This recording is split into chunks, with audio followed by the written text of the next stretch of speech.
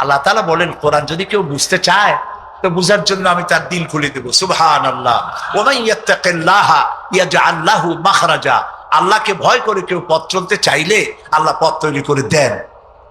আমি চিন্তা করে দেখলাম, সত্যিই তো জানোয়ারের চাইতেও তো মানুষগুলা খারাপ। ওই সব মানুষ যারা আল্লাহরে চিনল না, কিরকম দেখেন। আপনারা অনেকে বাড়িতে কুকুর পোষেন, কুকুর পোষে না মানুষ? কুকুর সাংঘাতিক বুদ্ধিমান প্রাণী এবং প্রভু ভক্ত।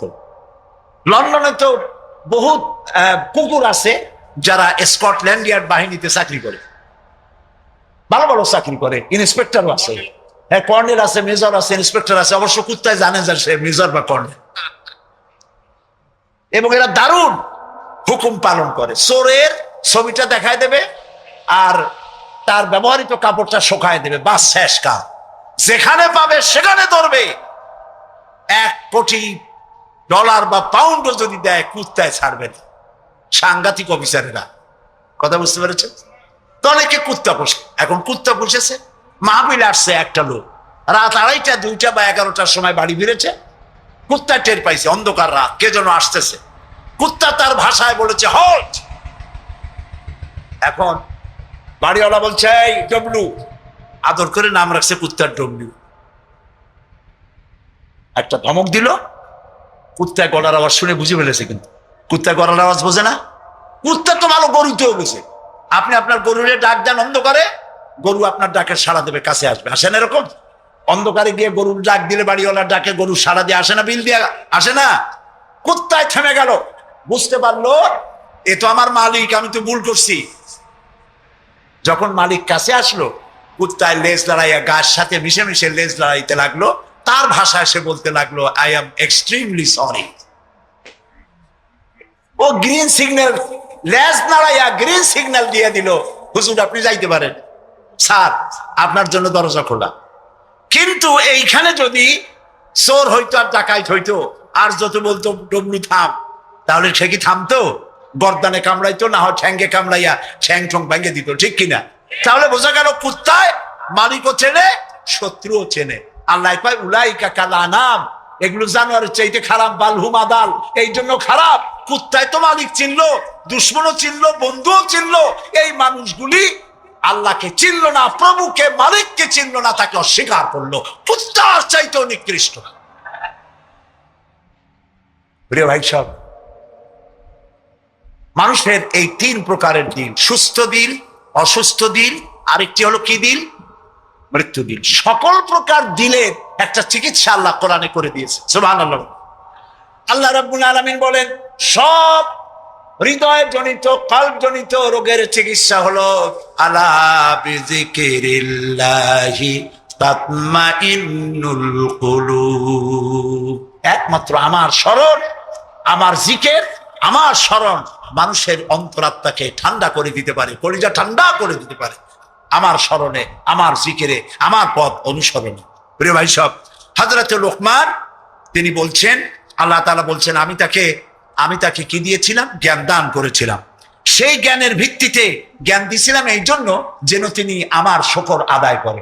হযরত লোকমান আল্লাহর দেওয়া জ্ঞান দিয়ে শুকর আদায় করলেন এইভাবে যে তিনি আল্লাহর গুণগান, আল্লাহর তাওহীদের প্রচার শুরু করে দিলেন। সুবহানাল্লাহ। আল্লাহ তাআলা বলছেন, ওমা ইয়াশকুর, যে ব্যক্তি কৃতজ্ঞতা স্বীকার করে তা তার নিজের জন্য, আর যে করে না সে তার নিজের ক্ষতিই করে। এই যে আমরা মাগরিবের নামাজ পড়লাম, এই নামাজ পড়ছি কার জন্য? বলেন সবাই। উপকার হবে কার? উপকার হবে আমার। এই যে মাঝে মধ্যে আপনারা আলহামদুলিল্লাহ বলেন, সুবহানাল্লাহ বলেন, এতে উপকার কি আল্লাহ না আমার? বলেন সবাই।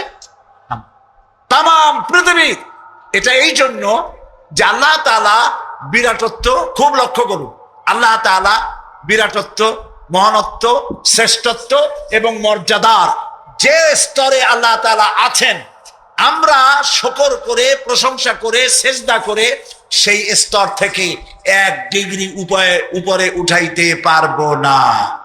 এবং যেখানে তার মর্যাদা আছে, সারা পৃথিবীর সব মানুষ যদি আল্লাহকে অস্বীকার করে, ওই স্তর থেকে 1 ডিগ্রি নিচে নামানো যাবে না, অসম্ভব। এই জন্য কৃতজ্ঞতা যে প্রকাশ করে সে আল্লাহর জন্যই করে। আমরা যদি আল্লাহর জিকির আজগার না করি, আল্লাহর ক্ষমতা শেষ নাকি? বলেন, আল্লাহ রাব্বুল আলামিন বলেন, ইউসাব্বিহু লিল্লাহি মা ফিস সামাওয়াতি ওয়া মা ফিল আরদ। আকাশে যা কিছু আছে, জমিনে যা কিছু আছে, এর মাঝখানে যা কিছু আছে, সব আমার জিকির করছে, আমার তাসবিহ পড়ছে। আপনারা বসন্তকালে গাছের ডালে শোনেন কোকিল পাখি কুহু কুহু করে ডাকতেছে। আল্লাহ রাব্বুল আলামিন বলেন, ওয়ালাকিন লা তাফকাহুনা তাসবিহাহুম। তোমরা ওদের তাসবিহ বোঝো না, তোমরা শোনো কুহু কুহু, আসলে সে ডাকে আল্লাহু আল্লাহু। বউ কথা ক, আছেন একটা পাখি মমন সাইতে নাই, আছে, ছোটবেলা থেকে শুনতেছি বউ কথা ক, বউ কথা ক। ওর বউ এত অভিমান করলো কেন? কথা মোটে কই না। আসলে বউ কথা ক আমরা শুনি, আর আল্লাহ বলছেন ওয়ালাকিন লা তাফকাহুনা তাসবিহাহুম, ওরা আমার জিকির করছে, তোমরা বুঝো না। মানুষ বুঝবে কেন? মানুষ তো আন্দাজে যা শোনে, শব্দের সাথে আপনি যা মিলাবেন তাই কিন্তু হয় ভাই। যেমন ট্রেন ছাড়ছে, ট্রেন যখন ছাড়লো তো প্রাথমিক আওয়াজ শোনা যায় যাচ্ছি যাব, যাচ্ছি যাব। যখন জোরে চলে তখন শোনা যায় যাচ্ছি যাব, যাচ্ছি যাব, এরকম শোনা যায়, ঠিক না? শব্দের সাথে এরকম যা মিলাবেন তাই হবে। মৃত্যু দিল কি? মৃত্যু দিল সম্পর্কে আল্লাহ বলছেন, ওয়ালাকাদ যারানা লিজাহান্নামা কাসীরাম মিনাল জিন্নি ওয়াল ইনস লাহুম কুলুবুন লা ইয়াফকাহুনা বিহা। মানুষ আর জিনদের মধ্যে আল্লাহ তাআলা বলেন, আমি এক শ্রেণীর রেডিমেড জাহান্নামী তৈরি হয়েই আছে মানুষ এবং জিনের মধ্যে। ওরা কারা? লক্ষ্য করুন, মৃত্যু দিল কাদের? লাহুম কুলুবুন লা ইয়াফকাহুনা বিহা, যাদেরকে আমি হৃৎপিণ্ড দিয়েছি, বিবেক দিয়েছি, সব বোঝে, আমারে বোঝে না। আছেন এরকম কিছু বুদ্ধিজীবী? বলেন আছে না? কবি আছেন এমন কিছু, সাহিত্যিক আছেন এমন কিছু। নারীর সৌন্দর্য, নারীর রূপের সৌন্দর্যের দিয়ে আল্লাহরে চেনা যায়। এই যে দুটো চোখ, এই চোখ দিয়ে সব সময় আমরা নেগেটিভ দেখি। সব সময় প্রতিটি চিত্র, প্রতিটি মুহূর্তে নেগেটিভকে পজিটিভ করে দেখায় কে? কে দেখায়? সুবহানাল্লাহ। এত সুন্দর দুটি চোখ আল্লাহ দিলেন, চোখের মধ্যে আল্লাহ আবার পানি দিয়ে দিলেন। পানি মানে কান্নার পানি না, এমনি চোখে পানি আছে। আপনি চোখে পলক মারেন, পলক মারেন না? কথা না বললে বুঝি কি? এই যে পলক মারেন, এটা কি ইচ্ছে করে মারেন না অটোমেটিক হয়? অটোমেটিক হয়। ইচ্ছে করে মারলে ভটর ভটর করতো। আপনি নিজের অজান্তেই চোখগুলি পলক মারে কেন? আল্লাহ রাব্বুল আলামিন মানুষের কল্যাণের জন্য এমন অটোমেটিক ব্যবস্থা করে তিনি রেখে দিয়েছেন। শহরে, বন্দরে, গ্রামে, নগরে, গঞ্জে বাতাসের ভিতরে পলিউশন আছে, রোগের জার্ম আছে, বাতাসের ভিতরে উড়ে বেড়ায়, অনবরত চোখের ভিতরে প্রবেশ করে চোখ নষ্ট করে দিতে পারে। এই জন্য রব্বুল আলামিন চোখের ভিতরে পানি ধরনের একরকম মেডিসিন রেখে দিয়েছেন। প্রতি মুহূর্তে চোখ পলক মেরে মেরে চোখকে আল্লাহ তাআলা ক্লিন করে দিতেছেন। শরীরের ভিতরে একটা শরীর দিয়ে আল্লাহকে চেনার জন্য যথেষ্ট। এই শরীরে আল্লাহ অসংখ্য রগ রেশা দিয়েছেন। মাথা থেকে শুরু করে পা পর্যন্ত যতগুলি নার্ভ আছে, সবগুলি নার্ভ ছিঁড়ে ছিঁড়ে যদি জোড়া লাগানো যায়, পুরা পৃথিবী একবার ঘুরে আসা যাবে। সুবহানাল্লাহ কইতে ইচ্ছা করে না? আর যদি পাশাপাশি সাজায় রাখেন, 3 একর জমিন লাগবে একটা মানুষের রগ সাজায় রাখতে। এই রগগুলি দিয়ে আপনি আমি যা খাই, এটাকে বলা হয় কার্বোহাইড্রেট। চাউল, চাউল জাতীয় খাদ্য, আটা, আটা জাতীয় খাদ্য, চিনি, চিনি জাতীয় খাদ্য, আর ডাল, ডাল জাতীয় খাদ্য। এই 4 প্রকারের খাদ্য হলো কার্বোহাইড্রেট।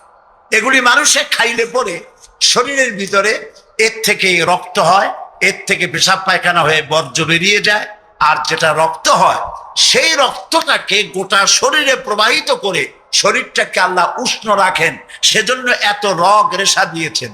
এখন এই রক্তগুলিকে মাথা থেকে শুরু করে পা পর্যন্ত পৌঁছে দেওয়ার জন্য আল্লাহ একটা জেনারেটর রেখে দিয়েছেন বুকের মধ্যে। কন্ত বুদ্ধি করে জেনারেটর নামটা কি? মাশাআল্লাহ, বুঝে ফেলেছেন। জেনারেটরের নাম হার্ট। সেটা অনবরত সিস্টোলিক এন্ড ডায়াস্টোলিক এভাবে করে সম্প্রসারণ সংকোচন এরকম করতেছে।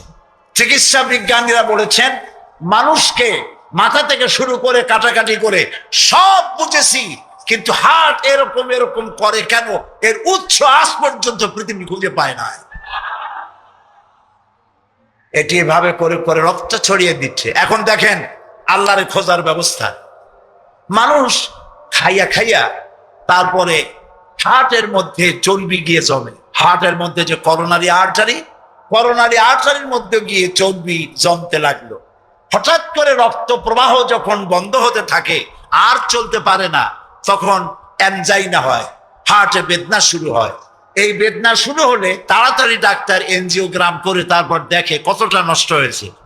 ওইটাকে যদি প্রয়োজন হয় রগ বদলাবার, তখন তাকে বাইপাস করা হয়। বাইপাস করে নতুন রগ লাগাতে হবে। এখন বলেন এই নতুন রগ কোথায়? গরুর রগ লাগাইলে হবে? বলেন, ছাগলের রগ? এখন আল্লাহ রব্বুল আলামিনকে চেনা সহজ। ওই রব্বুল আলামিন এমন সুন্দর ব্যবস্থা রেখেছেন, কারো যদি বাইপাস ওপেন হার্ট সার্জারি করার যদি প্রয়োজন হয়, রগের যদি 2-4টা রগ যদি লাগে, আল্লাহ রাব্বুল আলামিন মানুষের হাতের মধ্যে, পায়ের মধ্যে স্পায়ার পার্টস কতগুলি রগ রেখে দিয়েছেন। ডাক্তারেরা পা থেকে, হাত থেকে সেই রগগুলি নিয়ে হার্টের ভিতরে ওই রগ লাগিয়ে দিয়ে নতুন ভাবে আবার রক্ত সঞ্চালনের ব্যবস্থা করে দেয়। যালিকুমুল্লাহু রাব্বুকুম, এই হচ্ছে তোমাদের রব। সুবহানাল্লাহ বলে। ইনি আল্লাহ যিনি এই ব্যবস্থা করেছেন। কিডনি লাগে একটা মানুষের জন্য কয়টা? না, 2টা লাগে না, কিডনি লাগে একটা। কিন্তু আল্লাহ তাআলা দিয়েছেন কয়টা? 2টা। একটা যদি অকেজ হয়ে যায় তো আরেকটা দিয়ে যেন কাজ হয়। লক্ষ্য করুন, আপনার মেমোরি, আপনার মগজ, আপনার ব্রেন, যে ব্রেনটা, যে মগজটা মাথার মধ্যে আছে, এই মগজের মধ্যে রয়েছে অসংখ্য সেল, কোষ, CELL, অসংখ্য কোষ। মেমোরি কোষ, বুদ্ধির কোষ, শোকের কোষ, সুখের কোষ, অনুভূতির কোষ। মানে আপনার জন্য, এরপরে ডাটা ইনফরমেশন রক্ষা করার জন্য কোষ। অনেকগুলি সেল আছে। মেমোরি সেল যেটা আছে মগজের মধ্যে, সারা পৃথিবীর সকল ডাটা, সকল ইনফরমেশন, সকল তথ্য যদি আপনার মেমোরিতে আপনি ঢুকান, এই মেমোরি সেলে এত জায়গা, পৃথিবীর সব ডাটা ঢুকাবার পরেও 100 ভাগের 1 ভাগ জায়গা ভরবে না। দেখুন অবস্থা। আপনি বসে আছেন চেয়ারে, অফিসে কাজ করছেন, হঠাৎ করে অনুভব করলেন কে যেন জামা গেঞ্জি ফুটো করে আপনার পিঠের মধ্যে নিডেল ঢুকাই দিছে। কে দিল? কে দিল? ও, তাও তো বুঝে ফেলেছে, মশা। জামা কাপড় সুদ্ধা নিডেল ঢুকাই দিছে। আপনি কিন্তু টের পাইছেন না? টের পান নাই? টের পেয়েছেন কিনা? এই টের পাওয়ার জন্য আল্লাহ রাব্বুল আলামিন চামড়ার মধ্যে অসংখ্য কোটি কোটি লোমকূপ সৃষ্টি করেছেন। লোমকূপ দিয়ে ঢুকলো, আপনি টের পেয়ে গেছেন। টের পাওয়ার সাথে সাথে এই খবরটা চলে গেছে বুদ্ধির কাছে। বুদ্ধির একটা সেল আছে না ব্রেনে, আপনার ওই যে মগজের মধ্যে, ওইখানে চলে গেছে খবর যে পিঠের মধ্যে একজন ইনজেকশন করতে গেছে। বুদ্ধির সেল সাথে সাথে হাতের উপরে ফ্যাক্স পাঠায়, ফ্যাক্স ঠাট করে মেরে দিয়েছে পিঠের উপরে, মশার গোষ্ঠী সাফ হয়ে গেছে। সময় লাগে নাই 1 সেকেন্ডও, সাথে সাথে অ্যাকশন, ডাইরেক্ট অ্যাকশন। সুবহানাল্লাহ। কপালে যদি থাকে আল্লাহরে চিনতে কষ্ট হয় না, আর কপালে না থাকলে শান্তিনিকেতন থেকে PhD ডিগ্রি করে কাফের হয়ে যায়, মুরতাদ হয়ে যায়, কপাল পুড়ে যায়। এই জন্য অল্পের মধ্যে বুঝতে সহজ, যদি ঈমান থাকে কিসমতে। প্রিয় ভাই সব, আল্লাহ রাব্বুল আলামিন বলছেন লাহুম কুলুবুন লা ইয়াফকাহুনা বিহা, তাদেরকে হৃদয় দিয়েছি, তাদেরকে বিবেক দিয়েছি, সব বুঝলো, আমারে বুঝলো না। তাদের আমি কান দিছি, সব শুনলো, কিন্তু আমার কথা হকের দাওয়াত শুনলো না। চোখ দিলাম, সব দেখলো, কিন্তু সবকিছু দেখে আমারে খুঁজে পাইল না। এদের অবস্থাটা কি? আল্লাহ রাব্বুল আলামিন বলেন, উলাইকা কাল্লানাম, এরা চতুষ্পদ জানোয়ারের মতো। আল্লাহ বলেন না, তাতেও হয় না, বালহুম আদাল, এরা জানোয়ারের চাইতেও নিকৃষ্ট। বলেন নাউজুবিল্লাহ, জানোয়ারের চাইতেও নিকৃষ্ট। এই মাত্র এর কথা এমন ভাবে পেশ করেছেন যা গোটা পৃথিবীর মানুষ যদি হেদায়েত পেতে চায়, ছোট্ট সূরাটি তার জন্য যথেষ্ট। পড়েন আমার সাথে, কুল হুয়াল্লাহু আহাদ। পড়েন সবাই, কুল হুয়াল্লাহু আহাদ, আল্লাহুস সামাদ, লাম ইয়ালিদ ওয়া লাম ইউলাদ ওয়া লাম ইয়াকুল লাহু কুফুয়ান আহাদ। আল্লাহ পাক বলেন, হে নবী আপনি বলুন, আল্লাহ এক এবং একক, তার কোনো অংশীদার নাই, তিনি বেনিয়াজ, তিনি কাউকে জন্ম দেন নাই, তাকেও কেউ জন্ম দেয়নি। আকাশ আর জমিনে আল্লাহর সমকক্ষ কেউ নাই, কেউ নাই। তিনি এক এবং একক। তার একত্ববাদের দাওয়াত দেওয়ার জন্য অসংখ্য পয়গম্বর আল্লাহ পাক এই দুনিয়া পাঠিয়েছেন, আর সমস্ত পয়গম্বর দাওয়াত দিয়েছেন কি, লা ইলাহা ইল্লাল্লাহু মুহাম্মাদুর রাসূলুল্লাহ। সবাই দাওয়াত দিয়েছেন লা ইলাহা ইল্লাল্লাহ, লা ইলাহা ইল্লাল্লাহ, লা ইলাহা লা ইলাহা ইল্লাল্লাহ। কোন ইলাহ নাই, কোন আইনদাতা নাই, কোন বিধানদাতা নাই, কোন শাসনকর্তা নাই, আল্লাহ ছাড়া কেউ নাই। যদি চট্টগ্রামে 10 ফুট উঁচা হয়ে আসে, পানির নাম হবে কি? নাম হবে বরফ। এই পানিকে কন্ট্রোল করেন আল্লাহ রাব্বুল আলামিন। আল্লাহ যদি ইচ্ছে করেন বেশি করে পানি দিয়া পুরা এলাকা ডুবাই দিতে পারেন, আবার ইচ্ছে করলে পানির ভিতরে মানুষ বাঁচাই দিতে পারেন, আগুনের মধ্যে মানুষ বাঁচাইতে পারেন। সমস্ত ক্ষমতা হচ্ছে, কর্তৃত্ব কেবলমাত্র আল্লাহ পাকের। কর্তৃত্ব কার? কর্তৃত্ব কার? আল্লাহ পাকের কর্তৃত্ব। হযরত নূহ আলাইহিস সালামের জামানায় 40 দিনের বন্যা। এই বন্যার পরে জাহাজ যখন নেমে গেল, তখন তিনি মনে মনে ভাবলেন, আমি তো জোড়ায় জোড়ায় করে সমস্ত প্রাণীগুলি আর মানুষগুলি, কিছু কিছু মানুষ যারা ঈমান এনেছিল তাদের জাহাজে উঠাইছে, কিন্তু একটি বুড়ি আমার উপর ঈমান এনেছিল, আর আমি তারে ওয়াদা করেছিলাম সাথে করে নিয়ে যাব, আমি তো তার কথা ভুলে গিয়েছি। অনুশোচনা এলো। জাহাজ থেকে নেমে চতুর্দিকে লক্ষ্য করলেন, মানুষ নাই, জনপদ নাই, সব শেষ হয়ে গেছে। পাহাড় পর্বত কাত হয়ে পড়েছে, বিল্ডিং গুলি শেষ হয়ে গিয়েছে, কোন জনপদে কোনো প্রাণী নাই, প্রাণী বলতে কিছুই নাই। হঠাৎ দূরে দেখলেন একটা কুড়ে ঘরের মতো দেখা যায়। ভাবলেন, এত বড় বন্যার ভিতরে কুড়ে ঘর কেমনে থাকলো? আস্তে করে হেঁটে গেলেন কুড়ে ঘরের কাছে। ভেতরে মানুষ আছে বলে মনে হলো। বাইরের থেকে প্রশ্ন করলেন, ভিতরে কে? জবাব এলো, আমি এই ঘরের মালিক, আমি এক বুড়ি বিধবা এক মহিলা। তখন নেমে গেল। তখন তিনি মনে মনে ভাবলেন, আমি তো জোড়ায় জোড়ায় করে সমস্ত প্রাণীগুলি আর মানুষগুলি, কিছু কিছু মানুষ যারা ঈমান এনেছিল তাদের জাহাজে উঠাইছে, কিন্তু একটি বুড়ি আমার উপর ঈমান এনেছিল, আর আমি তার ওয়াদা করেছিলাম সাথে করে নিয়ে যাব, আমি তো তার কথা ভুলে গিয়েছি। অনুশোচনা এলো। জাহাজ থেকে নেমে চতুর্দিকে লক্ষ্য করলেন, মানুষ নাই, জনপদ নাই, সব শেষ হয়ে গেছে। পাহাড় পর্বত কাত হয়ে পড়েছে, বিল্ডিং গুলি শেষ হয়ে গিয়েছে, কোন জনপদে কোনো প্রাণী নাই, প্রাণী বলতে কিছুই নাই। হঠাৎ দূরে দেখলেন একটা কুড়ে ঘরের মতো দেখা যায়। ভাবলেন, এত বড় বন্যার ভিতরে কুড়ে ঘর কেমনে থাকলো? আস্তে করে হেঁটে গেলেন কুড়ে ঘরের কাছে। ভেতরে মানুষ আছে বলে মনে হলো। বাইরের থেকে প্রশ্ন করলেন, ভিতরে কে? জবাব এলো, আমি এই ঘরের মালিক, আমি এক বুড়ি বিধবা এক মহিলা, আপনি কে? তিনি বললেন, আমি হচ্ছি এই জামানার পয়গম্বর হযরত নূহ আলাইহিস সালাম।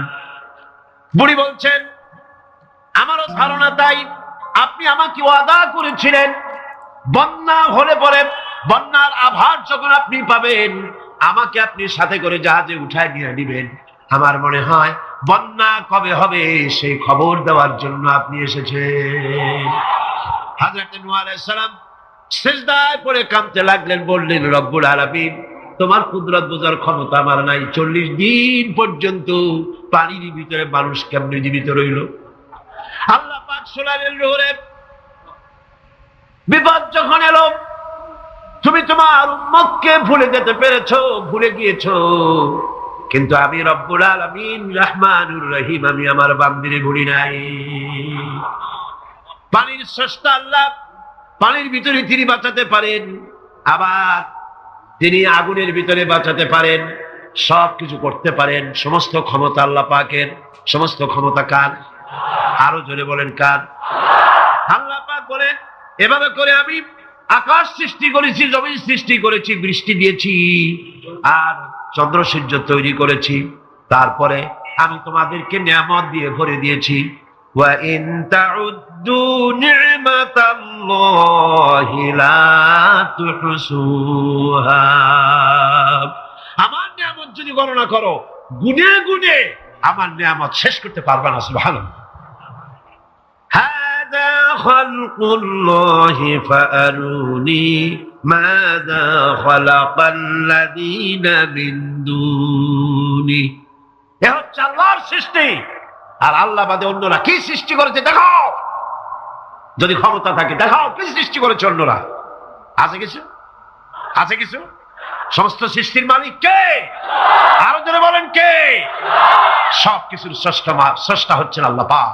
ওই আকাশের মালিক কে? চিল্লায় বলেন জোরে সোরে, আকাশের মালিক কে? বাতাসের মালিক কে? চন্দ্র সূর্যের মালিক কে? পৃথিবীর মালিক কে? গোটা সৃষ্টি জগতের মালিক কে? সবকিছুর মালিক যিনি, তিনি বলছেন এগুলি সব আমি সৃষ্টি করেছি। ফারুনি মাযা খালাকাল্লাযীনা মিন দুনি। আমি ছাড়া অন্যরা কে কি তৈরি করেছে দেখাও। আল্লাহ রাব্বুল আলামিন এভাবে করে মানুষের জন্য সবকিছু সৃষ্টি করেছেন। তার খাবারের ব্যবস্থা করেছেন, পড়ার ব্যবস্থা করেছেন, গাছপালা তৈরি করেছেন, পানি তৈরি করেছেন, সব ব্যবস্থা করে দিয়েছেন। এমনকি শীতকালে পিঠা খাবেন, রসের ব্যবস্থাও করে দিয়েছে। চট্টগ্রামের রস আছে না? কি গাছের রস? খেজুর গাছের রস।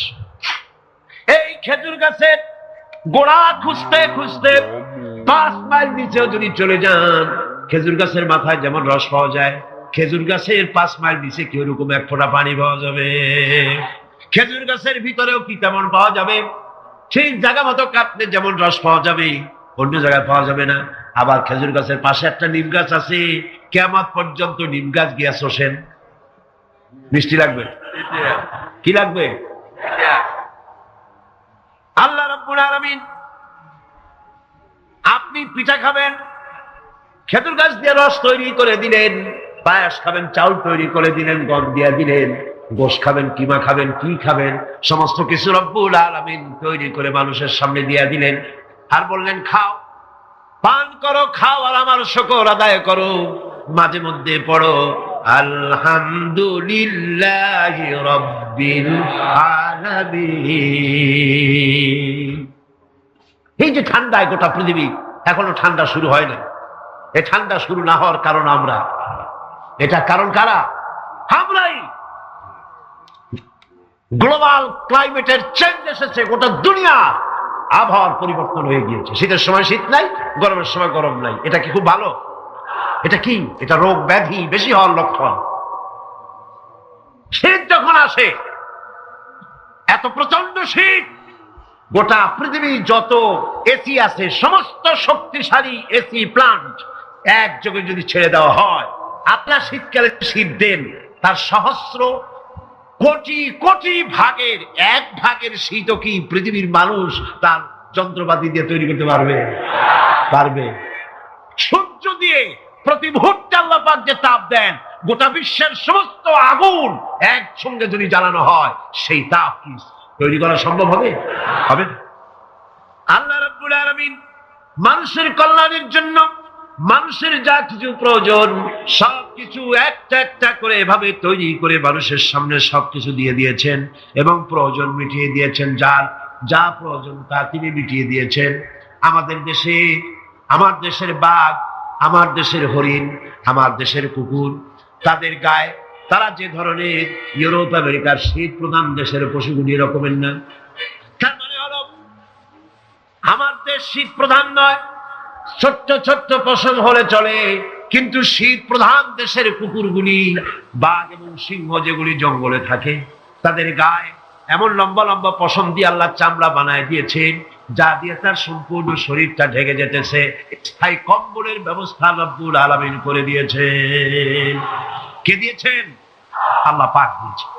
এবং সেই চামড়া দিয়ে, সে চামড়া যেন আপনি ব্যবহার করতে পারেন, সেজন্য আল্লাহ পাক আপনার জন্য সুন্দর করে সেই চামড়া দিয়ে কাপড় চোপড় তৈরি করার, জামা ব্যবহার করার সব ব্যবস্থা আল্লাহ করে দিয়েছেন। কম্বল তৈরি করার ব্যবস্থা করে দিয়েছে। আল্লাহ পাক যা খুশি তাই করতে পারেন। কোরআন বলতেছে ফাআলুন লিমা ইউরিদ, যা খুশি তাই তিনি করেন। লা ইউসআলু আম্মা ইয়াফআলু ওয়া হুম ইউসআলুন, তিনি যা করেন সেজন্য কারো কাছে তাকে কৈফিয়ত দিতে হয় না, বরং গোটা বিশ্ব আল্লাহর কাছে কৈফিয়ত দিতে বাধ্য। সমস্ত বিশ্ব কৈফিয়ত দিতে কার কাছে বাধ্য? আল্লাহ পাকের কাছে কৈফিয়ত দিতে বাধ্য। প্রচন্ড শক্তির মালিক। মানুষেরা বোঝে না, ক্ষমতা যখন আসে তখন চতুর্দিকে দেখে ক্ষমতার ক্ষমতা, কি যে করবে কিছু করতে পারে না। সারা জীবন ক্ষমতায় টিকে থাকার জন্য সর্বাত্মক প্রচেষ্টা চালায়, দেশ যখন পাইছি আর ছাড়বো না, ঠিক কিনা? এই চেষ্টা চালায়। কিন্তু আল্লাহ পাকের মূল ক্ষমতা তো আল্লাহর হাতে। আল্লাহ পাক ক্ষমতা দিয়ে বলেন লিনানজুরাকুম কাইফা তা'মালুন, ক্ষমতা দিয়ে তাকায় থাকি তোমার আমলটা কি হয় তা দেখার জন্য, তুমি করোটা কি সেইটা দেখার জন্য আমি দেখি। লিনানজুরাকুম কাইফা তা'মালুন। মানুষ ক্ষমতা হাতে পায়, অত্যাচারের স্টিম রোলার চালায়, আল্লাহ দেখতে থাকে। আর আল্লাহ যখন অ্যাকশন নেন, সেই অ্যাকশন থেকে তাকে কেউ বাঁচাইতে পারে না। প্রচন্ড ক্ষমতার মালিক। রাতকে দিন বানাতে পারেন, দিনকে রাত বানাতে পারেন, আমিরকে ফকির বানাতে পারেন, ফকিরকে আমির বানায় দিতে পারেন, রাস্তার লোক ধরে নিয়ে প্রেসিডেন্ট বানায় দিতে পারেন, আবার নারাজ হলে পরে জুতার মালা দিয়া জেলখানায় ঢুকাইয়া দিতে পারেন। ক্ষমতায় থাকাকালীন ফুলের মালা এত বেশি পায়, ফুলের মালায় গলা ভরে যায়। গাবতলীর কোরবানির হাতেও এত মালা পায় না। এত মালা গলায় দিয়া আনন্দে ফুর্তিতে মারতে থাকে। আমার বন্ধুগণ মনে রাখেন, ফুলের মালায় আত্মহারা হয়েও না যারা ক্ষমতায় থাকো। এই ফুলের মালা আর ফাঁসির রশি একেবারেই পাশাপাশি। ফুলের মালা থেকে ফুলগুলি ঝরে পড়লেই ওই রশিটাই ফাঁসি হওয়ার জন্য যথেষ্ট, ঠিক কিনা? মানুষ বোঝে না, বোঝে না। আল্লাহ বলেন আমি তাকায় থাকি, দেখি কি করো, তোমার আমলটা কেমন হয়। ক্ষমতার মালিক আল্লাহ, দেওয়ার মালিক আল্লাহ। আর যখন নারাজ হয়ে যান, এক থাপ্পড় মেরে ক্ষমতা ছিনায় নিয়ে যান। পারেন কিনা? পারেন কিনা? ইতিহাস সাক্ষী। কিন্তু ইতিহাসের সবচেয়ে বড় শিক্ষা যে মানুষেরা ইতিহাস থেকে শিক্ষা গ্রহণ করে না। जगत जी लगाने के लिए ये दुनिया नहीं है, जगह जी लगाने के लिए ये दुनिया नहीं है, ये इबरत की जा है तमाशा नहीं है। पृथ्वी खेल तमाशा করার জায়গা। ইতিহাস থেকে শিক্ষা নাও, পূর্বপুরুষদের দিকে তাকাও। আল্লাহ দিনের কর্মীদের উপরে আঘাত লাগাবার কারণে বংশ শুদ্ধ আল্লাহ সাফ করে দিয়েছে। দেন নাই? সে আল্লাহ আছে না নাই? চিল্লায় কোন আছে না নাই? সে আল্লাহ পাক আছে। সে আল্লাহকে ভয় করে। ইত্তাকিল্লাহ, সে আল্লাহকে ভয় করে। আল্লাহ পাক ইচ্ছে করলে ক্ষমতা দিতে পারেন, ইচ্ছে করলে ক্ষমতা ছিনাইও নিতে। সে আল্লাহ রাব্বুল আলামিন ক্ষমতা দেওয়ার মালিক, ক্ষমতা ছিনাই নেওয়ার মালিক, হায়াতের মালিক, মওতের মালিক। সবাই বলুন হায়াতের মালিক কে, মওতের মালিক কে, খাবারের মালিক কে, হাসাবার মালিক কে, কাঁদাবার মালিক কে, সব কিছুর মালিক কে? আল্লাহ রাব্বুল আলামিন। ইন্নাল্লাহা আলা কুল্লি শাইইন কাদির। সব কিছুই উপরে তিনি ক্ষমতাবান, যা খুশি তাই তিনি করেন। এ হচ্ছে আল্লাহর সৃষ্টি। সবকিছু আল্লাহ সৃষ্টি করেছেন, বরং কাফের বেঈমান যারা অস্বীকার করে আল্লাহ রাব্বুল আলামিন, সেই মানুষেরাই বুঝতে পারে না। বরং মানুষ যা কিছু তৈরি করেছে তা সবই আল্লাহর বানানো জিনিস, তার থেকেই করেছে, কথাটা বুঝে আসে না। মানুষ না বুঝেই বিজ্ঞানকে সবকিছুর প্রশংসা বিজ্ঞানের জন্য করে, বিজ্ঞানের জন্যই প্রশংসা অস্থির হয়ে যায়। আল্লাহ পাকের প্রশংসা করতে হবে। হায়াতে খালকুল্লাহ, যা কিছু আল্লাহ বলছেন এ সব কিছু আল্লাহর সৃষ্টি। মানুষ কিছুই সৃষ্টি করেনি, শুধু আল্লাহর সৃষ্টি দিয়ে জোড়া তালি দিয়ে বানিয়েছে, ঠিক না? আল্লাহর বানানো জিনিস দিয়ে জোড়া তালি দেওয়া হয়েছে। আল্লাহ পাকের সৃষ্টি তো দূরের কথা, আল্লাহকেই মানতে চায় না। কি বলে? বলে আনসিন ইজ নাথিং। শুনছেন কথা? আনসিন ইজ নাথিং, যা দেখা যায় না তা কিছুই না, মানি না। যার রং নাই, রূপ নাই, ধরা যায় না, ছোঁয়া যায় না, অনুভব করা যায় না, তা মানি না। এই কথা দিয়ে তারা আল্লাহরে অস্বীকার করতে চায়। অথচ এই ভদ্রলোকেরা মাধ্যাকর্ষণ না দেখি বিশ্বাস করে মাধ্যাকর্ষণ আছে, ঠিক কিনা? এই ভদ্রলোকেরা বিদ্যুতের শক্তি দেখেই, বিদ্যুৎকেও দেখে। আপনারা দেখতেছেন বিদ্যুতের শক্তি দেখে বিদ্যুৎকে বিশ্বাস করে। বাতাসের প্রচন্ডতা দেখে বাতাসকে অনুভব করে, বিশ্বাস করে। অক্সিজেন চোখে দেখে না, ইথানকে চোখে দেখে না, বিশ্বাস করে। কিন্তু এমনই নাস্তিক, এমনই কপাল পোড়া যে আল্লাহরে দেখা যায় না তাই বিশ্বাস করা যাবে না। এক নাস্তিকের সাথে হযরত ইমাম আবু হানিফা রাহমাতুল্লাহ আলাইহির এক বিতর্ক অনুষ্ঠান হলো। সেই বিতর্ক অনুষ্ঠানে ইমাম আবু হানিফা রাহমাতুল্লাহ আলাইহি পৌঁছতে বেশ দেরি করলেন। নাস্তিক তখন উপস্থিত জনতাকে বলছে, দেখো তোমাদের ইমাম, তোমাদের ইসলামী চিন্তাবিদ যুক্তিতে দুর্বল, সেই জন্য আসতেছে না। বেশ কিছুক্ষণ দেরি করে তিনি উপস্থিত হলেন। নাস্তিক বলল, আগে আপনি বলেন, আপনি ওয়াদা ভঙ্গ করলেন কেন, সময় মতো আসতে পারলেন না কেন?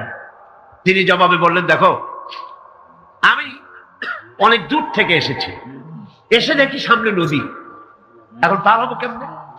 কোন নৌকার ব্যবস্থা নাই। হঠাৎ দেখলাম কি এক আশ্চর্য কথা, একটা চারা গজায় উঠলো, ফট করে বিরাট গাছ হয়ে গেল। ওই থেকে একটা কুড়াল আসলো, গাছটা রেখে দিয়ে ভাড়া হয়ে গেল। তারপরে এলো করাত, বানাইলো তক্তা, এরপরে আসলো লোহা, পড়লো হাতুড়ি, হয়ে গেল নৌকা। বাহ কি মজা! এরপর নৌকা নামলো নদীতে, আমি উঠে বসলাম, এই পাড়ি দিয়ে আসলাম, তাই যা একটু দেরি হলো। নাস্তিক কয় যে কি সর্বনাশ, এই লোকের সাথে আমি তর্ক করবেন, মাথা স্ক্রু শটটা দিলা। একটা গাছ হয়ে গেল ফট করিয়া, তারপরে কুড়াল আসলো, তক্তা হইলো, বিনা মিস্ত্রিতে নৌকা হইলো, এটা কেমনে সম্ভব? ইমাম সাহেব বলেন, আমার বিতর্ক শেষ। বিনা মিস্ত্রিতে যদি, তোমার যুক্তি মতে বিনা মিস্ত্রিতে যদি একটা নৌকা না হতে পারে, এই বিশ্ব তৈরি হলো কি করে বিনা মিস্ত্রিতে? ওই বিশাল আকাশ হলো কিভাবে? এই বিরাট চন্দ্র সূর্য হলো কিভাবে? কি করে তোমার ওই বডি তৈরি হলো? নাস্তিক চেয়ার থেকে নেমে ইমামের কাদমের উপরে পড়ে গেল, বলে আল্লাহু আকবার, আমি অন্যায় করেছি, আল্লাহ আমারে মাফ করে দাও।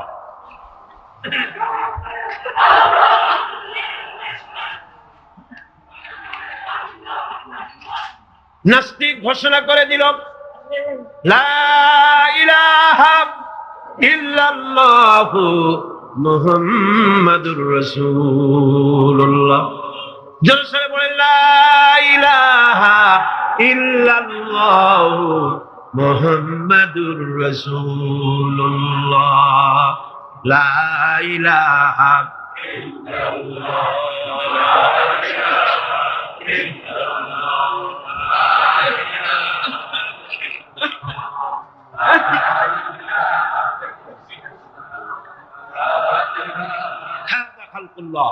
এ হলো আল্লাহর সৃষ্টি। কার সৃষ্টি? বলেন সবাই খুশি হয়ে, কার সৃষ্টি? ফারুনি মাযা খালাকাল্লাযিনা মিন দুনি, আল্লাহ ছাড়া কে কি বানাইছে দেখো। সব কে বানিয়েছে? খুশি হইয়া বুক ফুলাইয়া জোরে কোন কে বানিয়েছে? ওই আল্লাহ রাব্বুল আলামিন বলেন, দুনিয়ার সব দিক থেকে চোখ ফিরাইয়া এবার নিজের দিকে তাকাও। ওয়াফি আনফুসিকুম আফালা তুবসিরুন, এমনকি তোমাদের নিজেদের মধ্যেও আমার নিদর্শন আছে। তারা কি তা অনুধাবন করে না?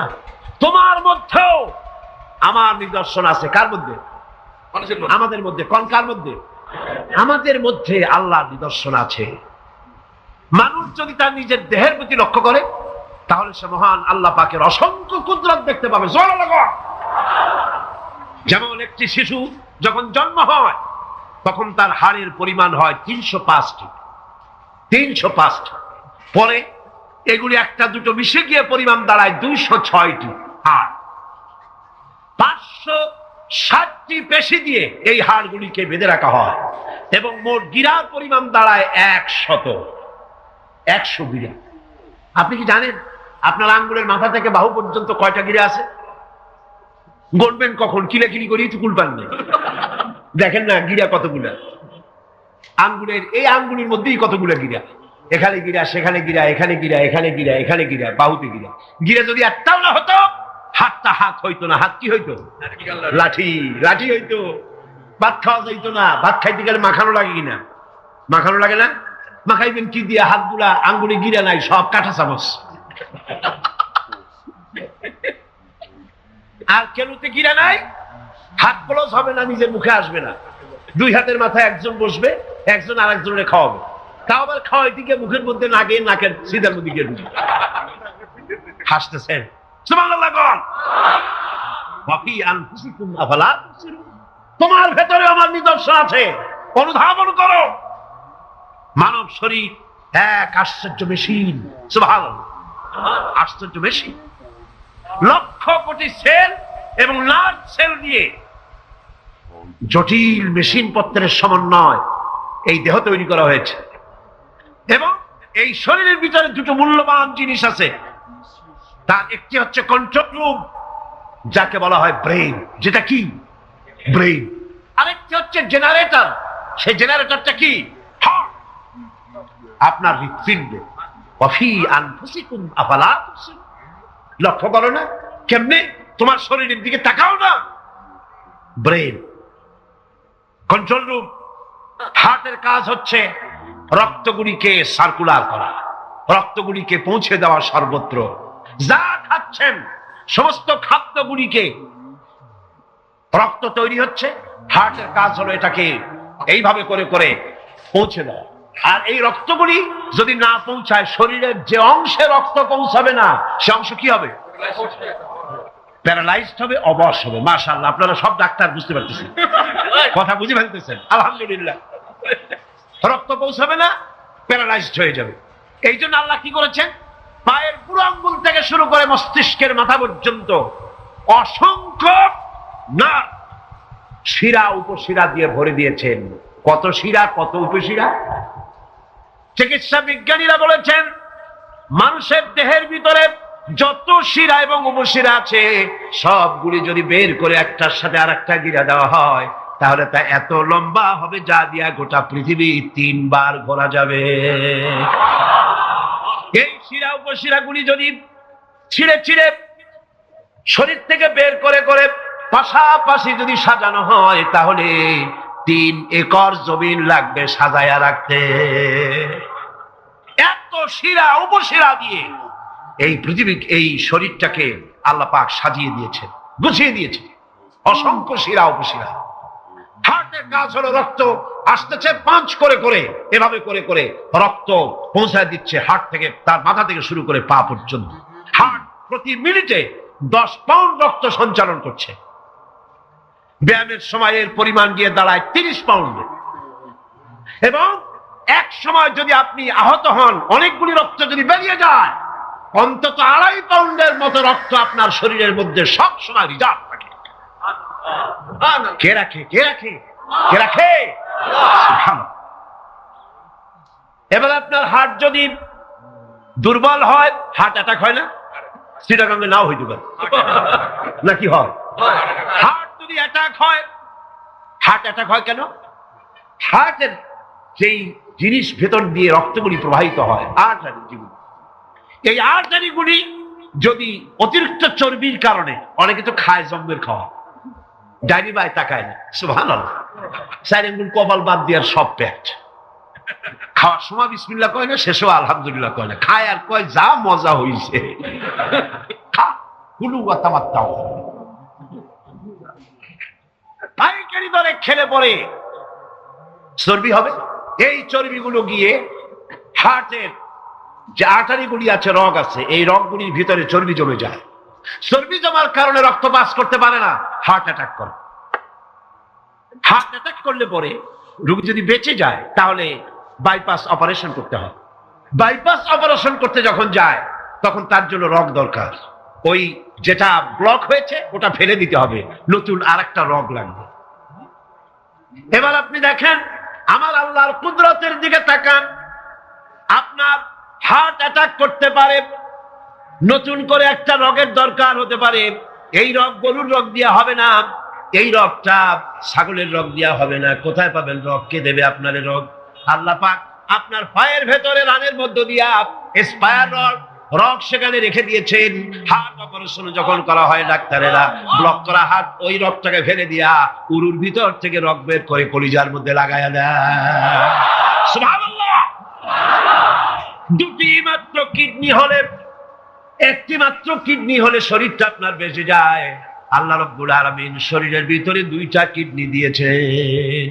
কিডনির নাম জীবন। কিডনির নাম কি? কিডনি অচল হলে আপনি অচল হয়ে যাবেন, শরীর ফুলে যাবে, আপনি মরে যাবেন তাড়াতাড়ি করে, রক্ত শূন্যতা দেখা দেবে।